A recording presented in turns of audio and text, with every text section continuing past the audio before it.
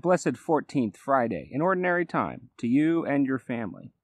I'm Deacon Ken Crawford, and this is the 10th in my video series as a newly ordained deacon. I was ordained on June 30th, just coming up on 2 weeks now, here pretty soon. And for those of you who've been watching, you know I'm on a backpacking trip right now. We just finished day 3 here in the tent. Long day today, 16 miles, which was very hard on particularly the 10-year-old. Which is, I think, my topic for this evening was when he was distracted, when we were talking about his older brother's potential girl interest or about things that didn't get done this summer that Dad wasn't too pleased with his older brothers. He was fine. He would hike and hike and hike and hike.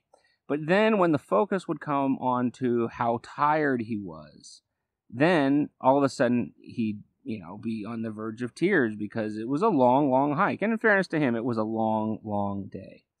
But my point is, I think that's a good metaphor for life. There are times when we let our difficulties consume us in ways that we shouldn't. That if we were to just focus on other things, focus on the positives in our lives, focus on the good things that we want to focus on, we could endure many of the hardships that we sometimes let cripple us.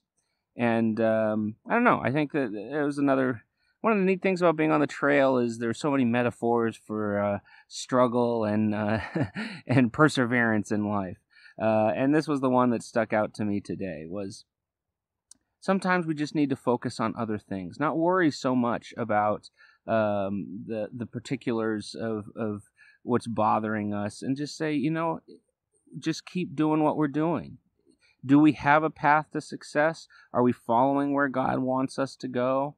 And if so, just endure the hardship. Don't worry about it. It'll be fine. You'll look back on it as a great thing. That's the funny thing about the backpacking trips is, and I've been doing them for 5+ years now with the boys, as they've reached the appropriate age, right? So the youngest one is just now starting. This is his first year, where my sophomore in high school, has been doing it for a number of years now. There's so many trips where they just seem like they couldn't care less. They hated the experience. They hated their father, at least for some short period of time.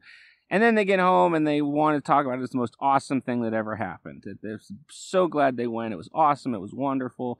Telling their mother all about it, to my wife. And again, it's also that sort of thing. Sometimes we look back on our hardships as some of the greatest times in our lives. So let's endure them with more peace, with more comfort, with more knowledge that God puts us where He needs us to be. And sometimes that's very challenging. Sometimes He needs us to grow in some way, and the only way for that to happen is by going through this hardship. Sometimes this hardship is for somebody else's benefit who really needs it, that can't bear it, and we can bear it for them. And that's okay. And let's not worry so much. There's so many good things in life. There's an old musician who had this analogy. He said, if we could just start flying, not like in an airplane, but just, like we had wings and fly, we'd be thrilled for, a week. And then a week later, it'd be like, well, everyone can fly. Why am I special? I can only do what everyone else could do.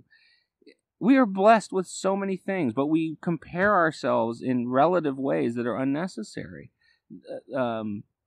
Poor children in the worst part of the world have joy in their lives. How can that be? Well, it can be because there is still joy, even amongst poverty.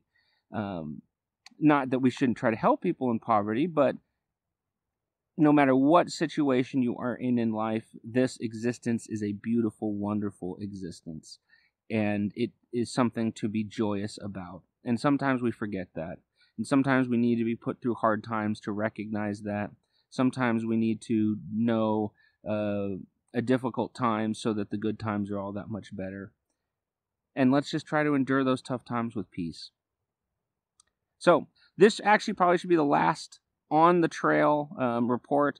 I'm still not going to be back in internet connectivity land for a handful of more days because we're going to be at the family cabin for a few days, and it is out of internet zone. I don't know how my children will survive that travesty. But so I'll post probably a couple more for the cabin. Of course, you won't know any of this until I get home and can post the entire series. So with that, God bless you. God bless your families. Pray for me. Pray for my ministry. Pray retroactively for this hike that I'm finishing up. I will pray for you and your family. And God willing, I'll be able to post one of these tomorrow.